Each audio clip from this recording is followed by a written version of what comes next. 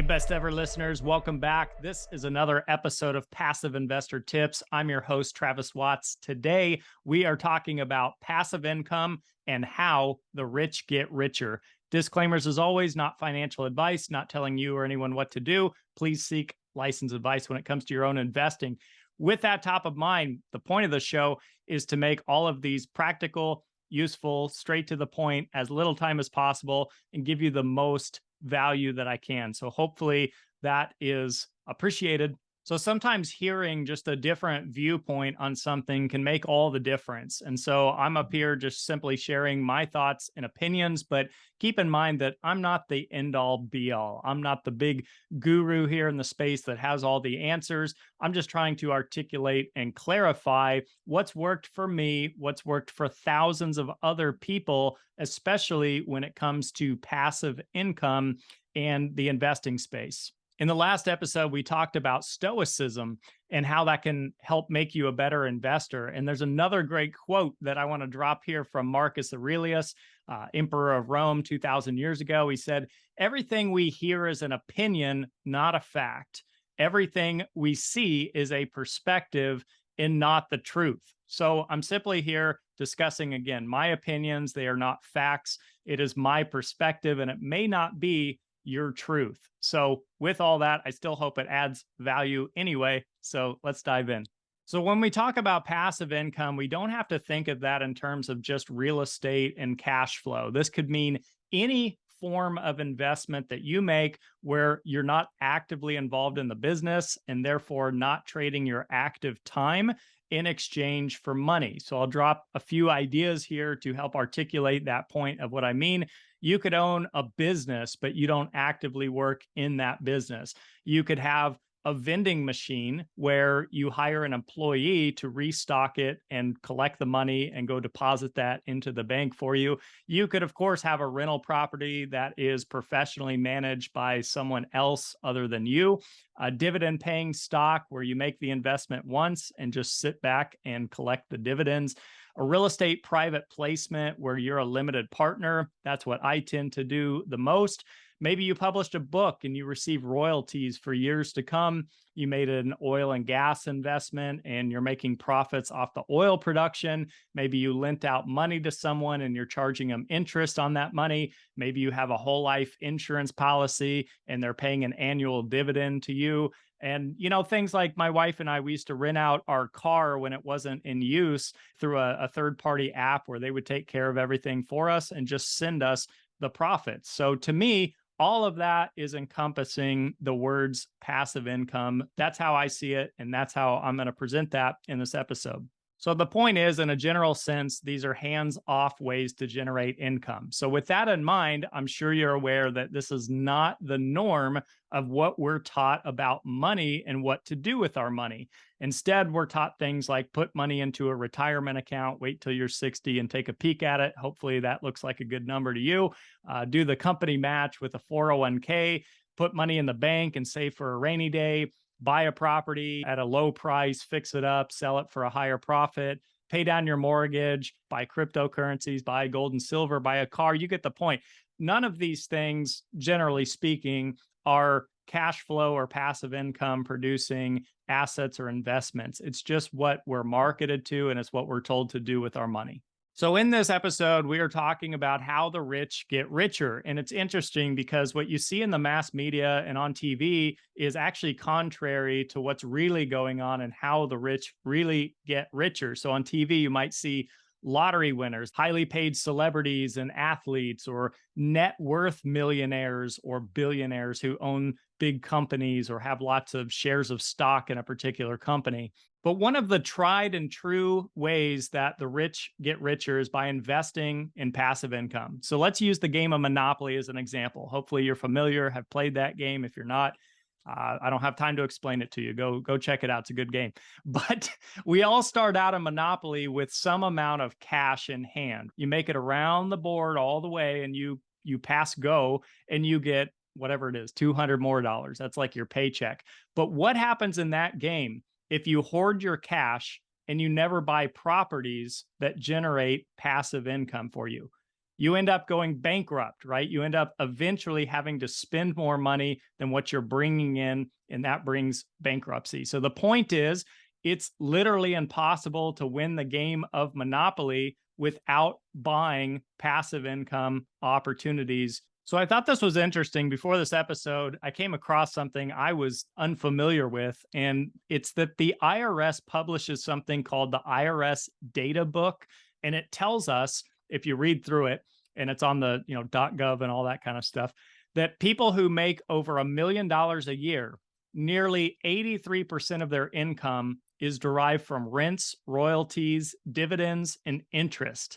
These are profits that come from passive investments. And by the way, 65% of these millionaires derive from at least 3 different income sources. So while they may work for active wages, also, there's usually a specific reason at why they do that. So that alone, my friends, is the simple answer to how the rich get richer, right? They're investing for passive income. But why invest for passive income? That's what I want to dig into a little more. So I've come up with something I want to share with you. It's a couple different case studies I want to explore. First, I'll highlight just 3 reasons, though there's many more, of why someone might consider passive income. The first is taxes. Long-term capital gains, qualified dividends, real estate. These are tax advantage places to put your money.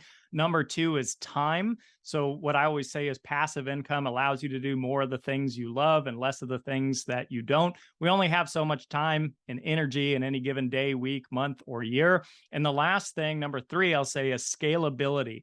It's much easier to make more investments and keep adding to your portfolio than it is to keep adding time onto your plate and working more and more. So let's explore that in an example purposes only scenario where we have 2 different people. One is a self-employed, highly paid individual. The other has an active job, but is mostly a passive investor. So in the first example, we'll use a lawyer, and we'll say that she, in this example, works 70 hours per week and that she bills out $300 per hour. If you run the math, that's generally, rough numbers, about $1 million per year in gross income. So now let's bounce back to taxes, time, and scalability. Number 1, taxes. We'll say she lives in Massachusetts, and I use that because they have a nice even round number on their state income tax. It's 5% right now. So she would owe 5% of her $1 million in wages in state tax, 37% federal tax bracket. Again, these are just loose numbers. If you just look at the brackets, I know it might be more like 36 or 35 or something, but this is just the example I painted. And then because she's self-employed, there's a 15.3% self-employment tax on self-employed individuals. So effectively, she's paying 57.3% in taxes. More than half of her total income is gone due to taxes. Now let's look at her time. So in order to generate the income she has, she's required to work 70 hours per week, 4 weeks a month, no vacations, no breaks. If she stops working at any point, her income would go to 0 at that point.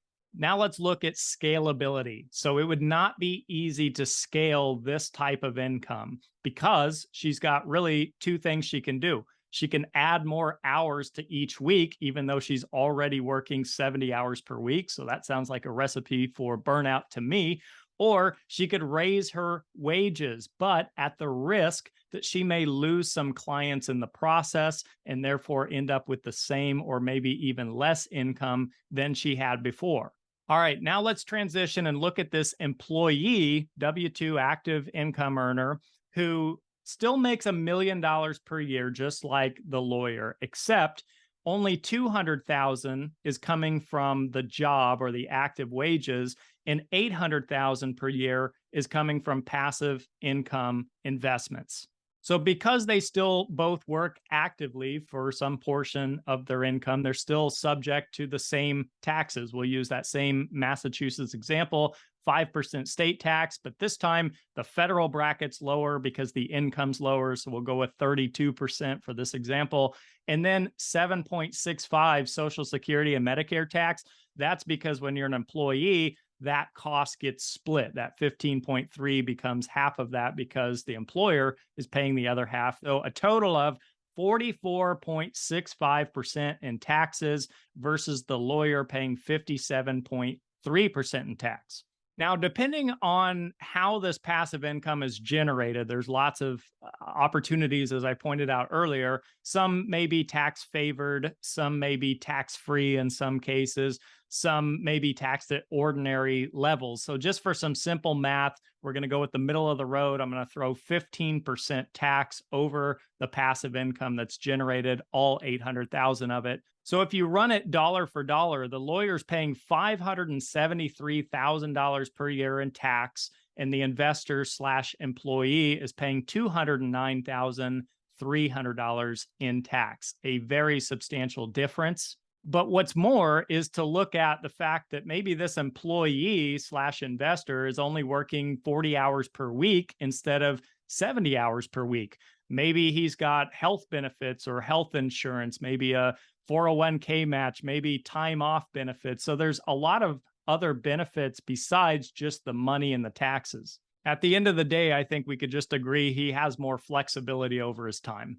And lastly, in terms of scalability, the cool thing about the employee slash investor is he doesn't need to get a raise or rely on his wages to increase his income. While that might happen, what's more important is he could just keep making more investments for more income streams, or he could let his existing investments keep rolling over because they produce passive income, and he could be reinvesting in shares of stock if that's what he owns, or buying new investments as he goes along.